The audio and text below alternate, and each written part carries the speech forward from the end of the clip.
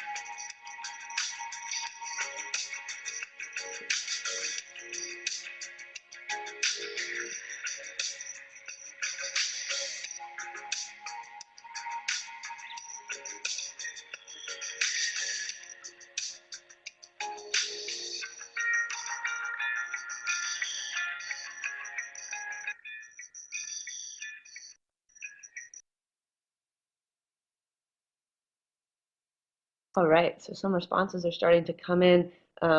I also forgot to clarify, yeah, these could be official legal rights, which look like what some of you are referring to. So we've got, they get the right to education, right to vote, right to bear arms, right to choose partners, right to health is on there. Um, yeah, things that are coming from usually government policy, more official legal policy. But we can also have folks share kind of what social daily rights are like for women because of local culture and traditions and religions. Um, we have in Mexico, the government is working a lot on creating equal opportunities, but that some, yeah, still do not have. We have in my community, the in my community nowadays, more women go to school than men at the primary level, and at the secondary level, the number reduces almost to half, since women don't have the power to make a decision about safe sex, and they end up being parents at an early age. Wow, that's really interesting. Very specific there. Um, Elvis has said women have now most rights, such as the right to education, health, protection, expression. So yeah, again, rights that come usually from government and are more of a legal thing. We have rights that women do not have are whom and when to marry and the number of spacing of children. So similar to the one above, where maybe the government is saying you have these rights to education and right to good health care and all these things, but if you know cultures and traditions are saying, well, you have to get married and you have to have this many children at this time, then it's quite complicated.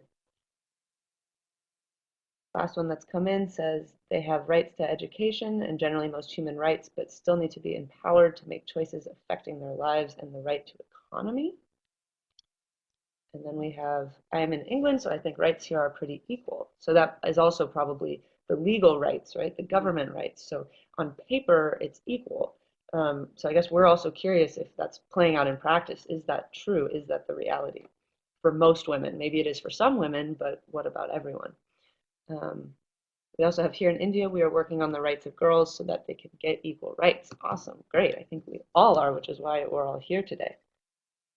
I wanted to share a quick tidbit from myself, my personal experience in my community that I'm from in the US, where it is kind of similar to what some of you are saying. In policy-wise, it's quite normal for girls and women to have equal opportunity in schools and sport, even in the workplace when you're younger. But then as we get older, there are barriers and discrimination in the workplace that prevent us from excelling and developing sometimes. Not, again, not all women, but I think many women experience this, and that we would like to grow and uh, develop in those spaces, but because of things like unequal pay for doing the same job, so literally making less money than your male counterparts in a workplace, as well as workplaces that are male dominated, especially like the leadership of organizations. So it can be quite tough, quite a tough ceiling for women to break, even though on paper everything looks equal. Okay, we've got a couple more examples coming in. From Pedro, he has said it's easier to point out which ones they do not have, as in other cases it depends on the socioeconomic level that will have the least rights. Sure, so it depends on what kind, I mean, you could be a woman who is wealthy and maybe have a different situation than a woman who is less wealthy. Pedro said, for example, in vulnerable communities, it is difficult for women to have the right to choose whether or not they work, and they're the ones responsible for raising the children and having economic dependence that makes their situation sensitive. Sure. We have a few others saying, yeah, there's not yet equality, but that's why we're here. We're here to talk about how we can change that. So thank you everyone for your input. I'm going to move on to the next slide. So another part of starting the process of preparing the policy is to continue thinking about kind of the laws that exist. So does your community already have an existing women's rights policy, and also is it put into practice? Some of the things we're already addressing. What are international, national, or local laws that protect women and girls in your community? For example, has your country signed on to some of the UN declarations that Nora mentioned earlier? And then are these laws enforced? Are they implemented? How? What does that look like? So we're not going to answer these right now, but they're guiding questions to keep us moving in our processes. And Nora's sent out this document to you all, so you have it for reference as you move forward. Next slide. Another great thing to start to consider is challenges to achieving equality. So as we start, we should always be thinking about this and asking ourselves, how can we do this best? And I think this is huge. So we have, is your entire community aware of and interested in gender equity? Who is supportive? How are they supportive? Who's resistant and why are they resistant? Specifically, are men and boys aware of gender and equality issues, supportive, resistant? We also had Elvis from Democratic Republic of Congo, our partner Malaika Foundation, asked us a few days ago before the webinar, what are some helpful ideas we can consider to engage women who believe in cultures, religion, women who don't take into account their own rights because of their beliefs, which is really interesting. So again, all questions that we can continue thinking about as we move forward. We don't need to address them right now. But yeah, we're looking, starting to find others who care about equity and want to get involved.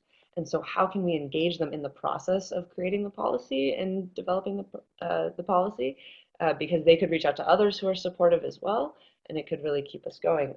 For example, we've got a partner in South Africa called Training for Changes, and one of the men at that program spoke up to the whole group, which was mixed men and women, but specifically really looked at the men and said, hey, we need to talk to other men to get them to be supportive. So trying to find folks who are as passionate as you are about gender equity is really important in this whole process. Now I'm going to pass it back to Nora, and she'll talk about designing, developing, and implementing your policy. Brilliant. Thank you, Emily. All right. Some great examples that we're hearing there and some great input from all of you. So thank you so much for already making this a really exciting webinar. My favorite question is on this slide because I am very idealistic. And that is, imagining a future. What would your community be like if women and men had equal rights? And I have to share another example about this question from the field. We work in Peru, and one of our participants, Daniela, after our Ask for Choice training there last year, she wrote an article about her vision for her country in 10 years from now, so 2026, if Ask for Choice and women's empowerment had reached, many, many women, the majority of women in the country and men, and what would the country be like? And that was so inspiring to me. So one of our favorite questions to ask groups is to imagine that kind of idealistic future and then think about what are the practical steps that we can take to make that future a reality. So again, just more questions to consider. So moving forward, what groups do you need to consider? What groups are relevant for your, yes, Pedro, she is the best. I have to comment on that. What groups do you need for your policy? Who is relevant to your policy? Who isn't relevant? And it can be you, and it can be you and your friend, or it can be your entire country. So I think it's important to realize that a policy does not need to look like the UN Declaration or CEDAW. It can look very, very simple, and it can be something that you and your team will do, a commitment you will make for gender equity. So again, more people to consider as you go forward. As we design our policy, we also want to make sure we can develop that policy over time. What space can you build into your policy, to the document, or to however it looks, that creates space for movement, space for change, space to be able to revisit that policy to address new challenges? As we all know, they come up as we move. How can you prepare to implement it? How can you create a policy so that it's easy to implement, so that you don't have to wait a year to put it into practice, that you make a commitment and today I'm going to bring it to life, not next month or next year. And that can be something, maybe you consider starting very simply and then you add as you go, or do you start in depth and then you adjust as you go? Implement. All right. All steps of this process are important, but as we have spoken about earlier, there are so many policies that do exist. There are some countries where the policies don't exist, so we have to honor the ones that do, but so many of those policies do not get implemented. They are not brought to life. So these questions can maybe help you consider what the steps you need to take for implementation. What actions should you take? Can you involve key community leaders that will help you bring it to life? Can you adapt it? How do you educate the community? How do you learn together with the community? How do you know if the policy works? And how can you improve the policy as you go along? Yes, Holly, I'm just reading your comment. I'm almost jealous that you're working with Training for Changes because I've been with them for the past 3 years. So that is going to be very exciting, and we're looking forward to working with you for a lot of these steps. And I agree. I think it might be very different from what you're used to in England, as much of travel, helps us understand the different realities in the world. I think it also helps Emily and myself at least recognize the challenges that we do still have in our own country in the US. All right. Yes, perfect. So we're going to give you another couple of minutes to answer this very important question. As you think about your policy, do you have any ideas? I know we're still in the early stages, but do you already have any ideas on how you will bring your policy to life? And then we might share a couple of our ideas that have come from you, basically you and our partners around the world. So yes, so please take 2 minutes. Type into the chat box any ideas you have about the implementation of your policy.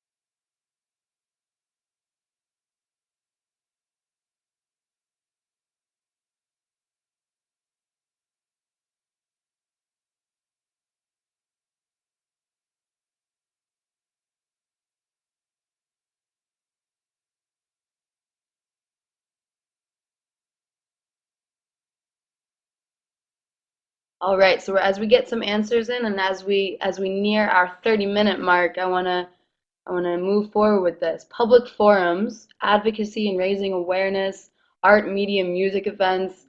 Awesome. These are phenomenal answers, and I hope that some of us reading this might think, oh yeah, I can do that as well. Another one of those examples. Oh, we have more. Engaging the women in a focus group. Excellent. Yeah, engaging women and participants and figuring out how to move it forward. So I love that so many of these ideas, I think all of these ideas are centered on engaging other people in the process. So it's not you saying this is the policy and this is how it's going to work. It's recognizing that we need a collective community responsibility in this process. I'd like to share quickly an example that came in leading up to this webinar. One of our partners in Cameroon, I think he's on this call, Francois, he literally answered every single question that exists in this document. Very, very impressed with his input about the realities in Cameroon.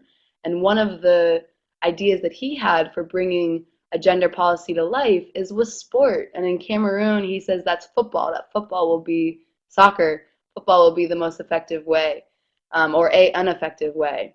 Pedro says starting on the court, yeah, starting in the field. How can sport, how can art, how can music, how can schools, how can the resources that we already have around us help us bring these policies to life? And that brings us to the final contributions. Next month, in the next webinar, we'll be going through more of these ideas. So taking all of what you've contributed today and sharing that with others, hopefully getting more input from you as the month progresses and as you think of new ideas. And also sharing, every year we share a game packet on International Women's Day, which comes from our Ask for Choice curriculum. So it's how can we use sport to bring gender policies to life? And then, of course, with those games, you can make them your own, you make them relevant for your community. And I know many of you have and can in the future design your own games to address so many of these issues that you brought up today.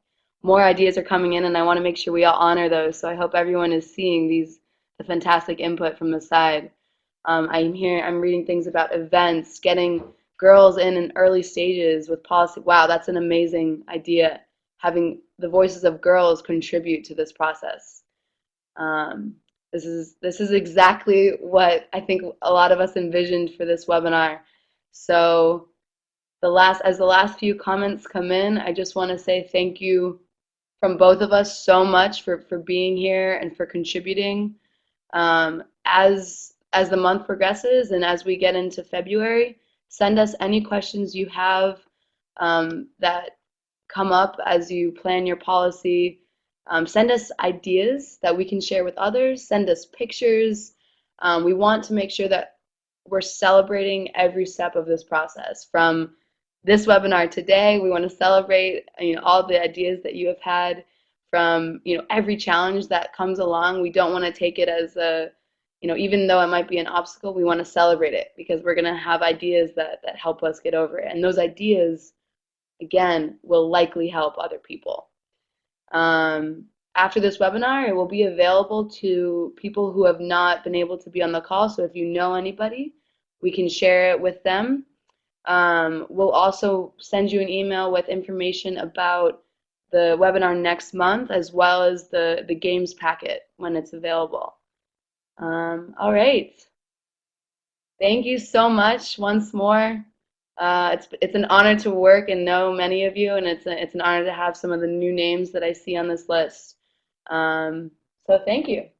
See you next month. See you next month.